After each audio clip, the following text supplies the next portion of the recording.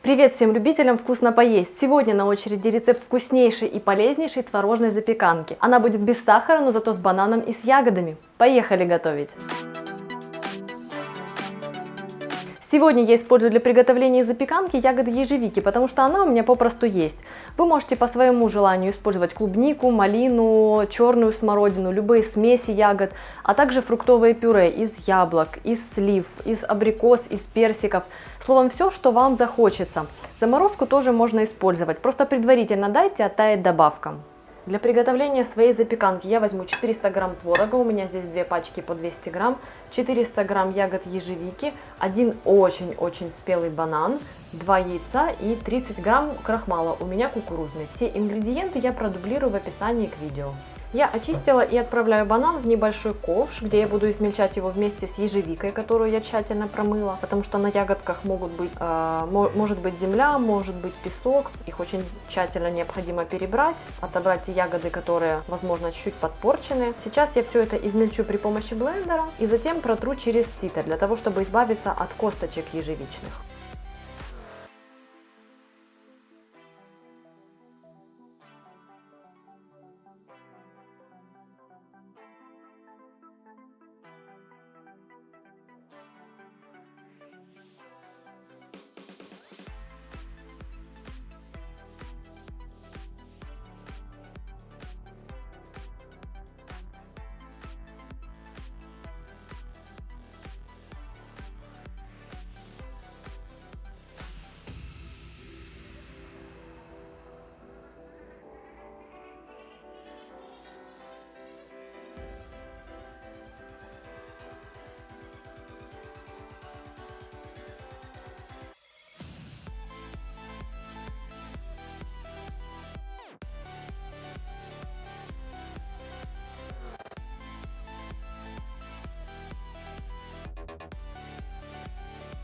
Теперь я разомну творог, добавив к нему яйца и крахмал.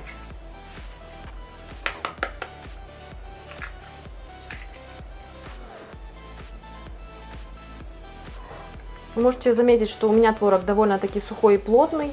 Он хорошо подойдет и для запеканки, и для разнообразных сырников. Если у вас творог более влажный, вы можете добавить либо меньше яйца, либо использовать меньше фруктов.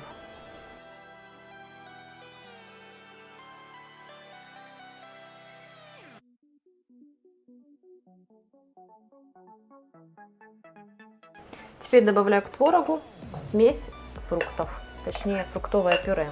Все это вымешиваю. На этом этапе можно вымешать и при помощи блендера, то есть как вам сподручнее. Можете вилкой, можете ложкой, можете блендером.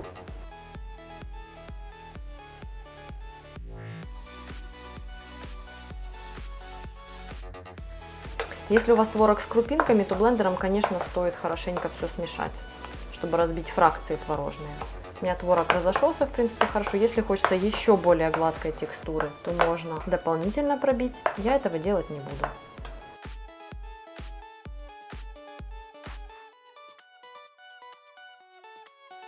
Запеканку я буду готовить в стеклянной форме, потому что ее удобно вставить на водяную баню. Если у вас стеклянной формы нет или вы не хотите ее использовать, вы можете использовать силиконовые формы, либо такие формы, которые не пропускают внутрь воду.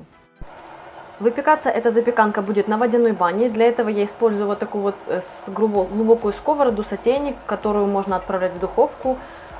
Устанавливаю форму в нее.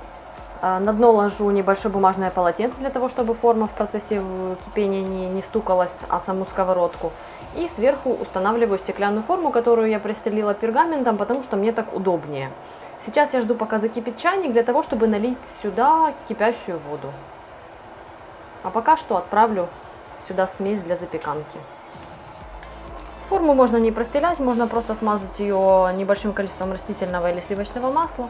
Можно дополнительно присыпать кукурузной мукой, чтобы запеканка лучше выходила потом из формы. Ну вот вариант с бумагой мне нравится больше всего.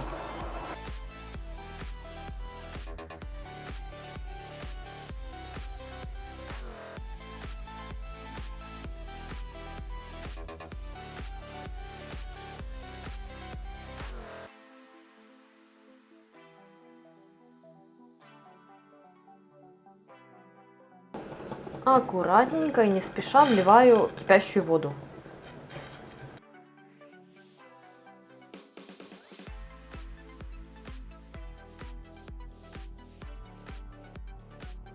Запеканка будет готовиться при 175 градусах в течение 35-40 минут.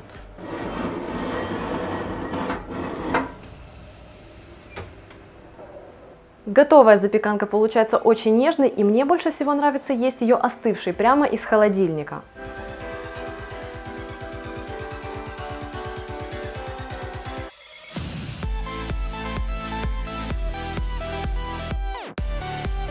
Я уверена, что такой вариант творожной запеканки придется вам по вкусу, и пускай ваша еда никогда не будет скучной. А для этого не забудьте подписаться на мой канал и поставить лайк этому видео. С вами была я, Галина Артеменко.